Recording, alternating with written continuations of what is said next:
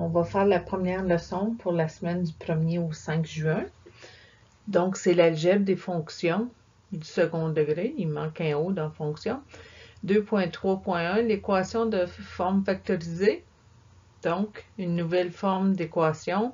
Cette fois-ci, c'est y égale à x moins r fois x moins s. Donc, si je regarde ici, activité 2, ça dit dans ce cas, entrer l'équation dans la calculatrice affichage graphique. Moi, je les ai fait dans Desmos. Puis, compléter l'esquisse, je vais mettre mon petit dessin que j'ai fait avec Desmos. Si on regarde, mes abscisses sont de moins 3 et moins 1. Puis, si je regarde mon équation, j'ai x plus 1, x plus 3.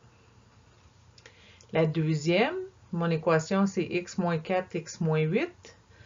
Puis un 2 à l'avant. Donc, mes abscisses sont de 4 et 8. Donc, la dernière question en bas, c'est y a-t-il un lien entre l'équation de la parabole et les abscisses à l'origine? Donc, oui.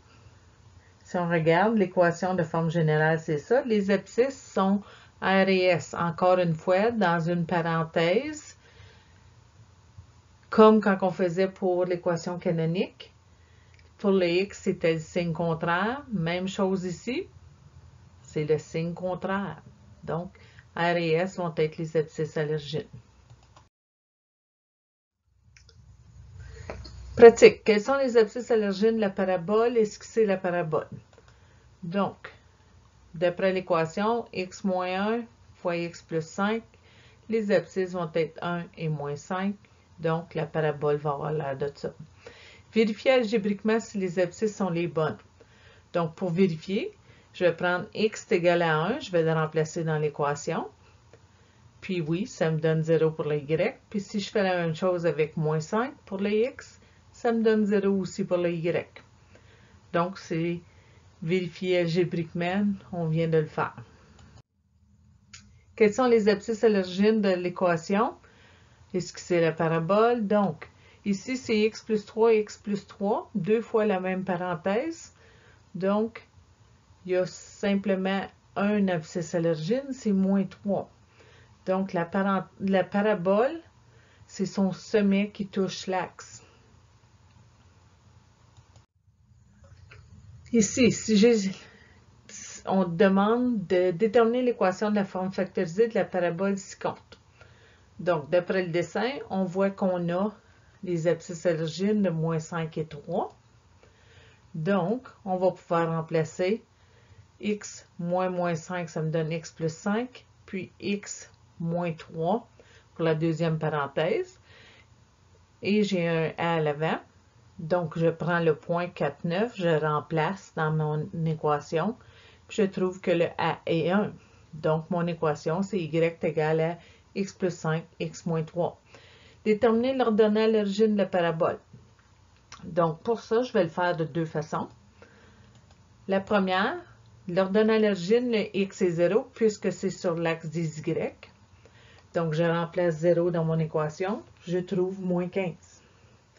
Une autre façon que je peux faire ça, c'est en développant mon équation factorisée pour la rendre une équation simplifiée. Une fois que j'ai mon équation simplifiée, ben mon ordonnée à l'origine, c'est mon C. Transformer l'équation à la forme canonique. Quelles sont les coordonnées du sommet? Puisque j'ai deux points à la même hauteur, je sais que mon sommet est entre les deux abscisses. Donc, je peux dire que x va être moins 5 plus 3 divisé par 2, qui me donne moins 1. Donc, j'ai ma coordonnée de x dans mon sommet. Je prends mon moins 1, je le mets dans mon équation. Je trouve négatif 16. Donc, maintenant, j'ai ma deuxième coordonnée pour le sommet, que je peux écrire mon équation canonique. Le a est la même chose dans l'équation de forme factorisée que dans l'équation canonique. Donc, une relation de la forme y égale à a, x moins r, x moins s, est une relation du second degré. Les abscisses à l'origine ou zéros de fonction, des fois on va les appeler des zéros de fonction, Ou il y a d'autres fois qu'on va dire c'est les racines. OK, on va parler de racines aussi.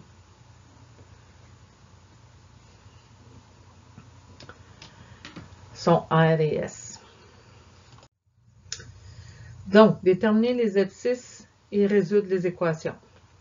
Donc ici, abscisse à l'origine. Ici, je me suis fait une petite esquisse, x carré moins 9, donc mon sommet est à moins 9, c'est ouvert vers le haut, donc oui, je vais en avoir, je devrais en avoir 2. J'ai mis, pour les abscisses à l'origine, c'est y qui est 0, que j'ai mis 0, égal à x carré moins 9.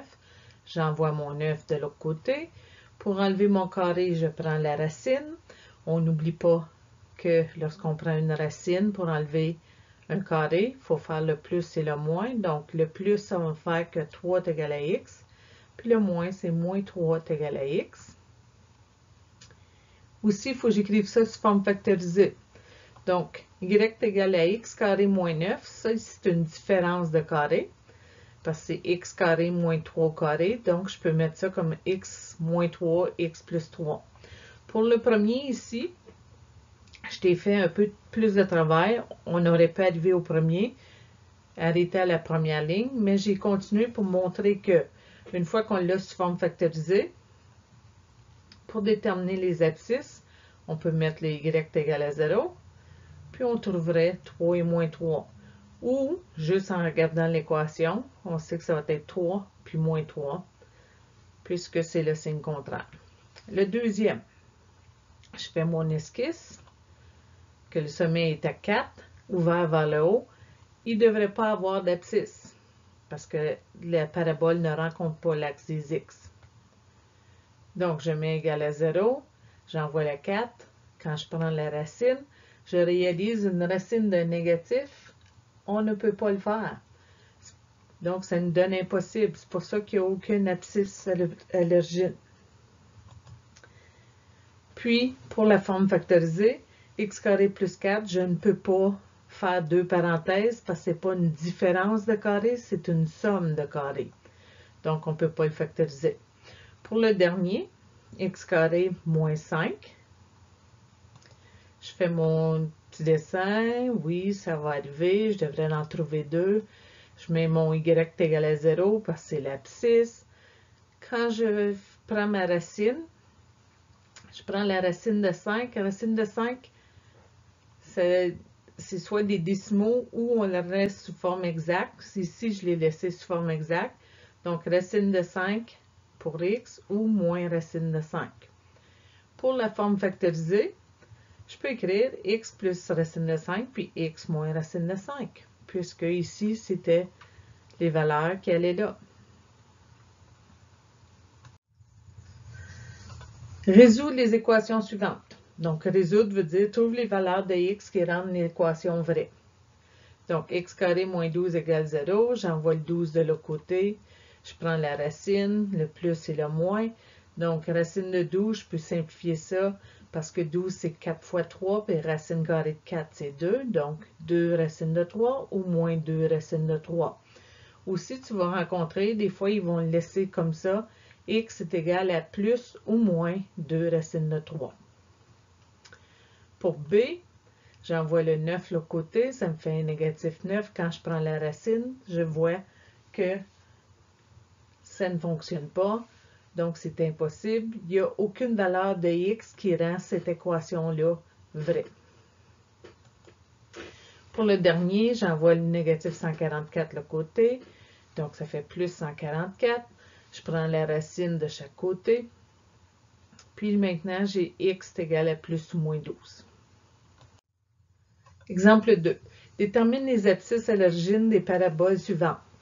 Donc, pour les abscisses à l'origine, on sait que le y est 0. Donc, je remplace le y par 0. Ici, pour factoriser ça, ou pour trouver deux parenthèses. Dans ce cas ici, je n'aurai pas vraiment deux parenthèses. Je vois qu'il y a un facteur commun, 2x, je le sors. Donc, 2x fois x plus 2. De cette parenthèse-là, on le voit assez facilement que ça va être moins 2. Pour le premier, ça va être 0. Qu'est-ce qui arrive? Pourquoi qu'on peut faire ça? C'est 0 est égal à 2x fois une parenthèse. Donc, chaque partie que j'ai mis comme une ligne rouge en dessous, en se multipliant, il faut que ça donne 0. Ça veut dire que c'est soit le premier qui est 0 ou soit le deuxième qui est 0. Donc, c'est soit lorsque x est 0 ou x est égal à moins 2. B.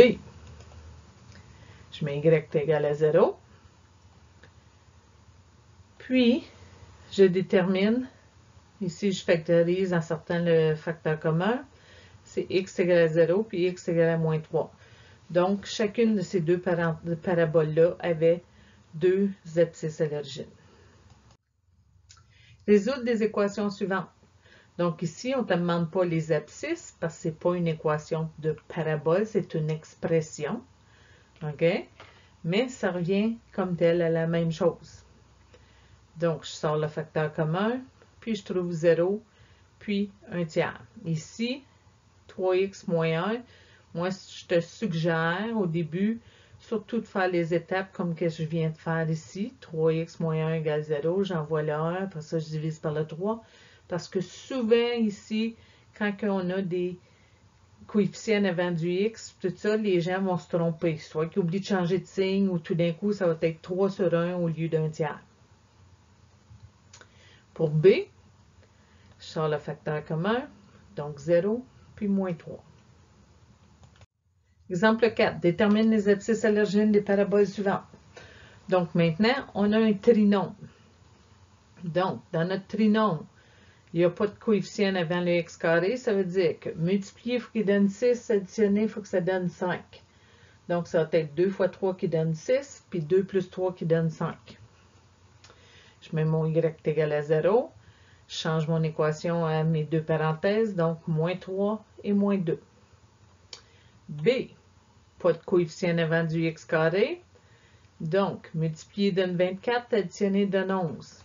Ça va être 8 et 3.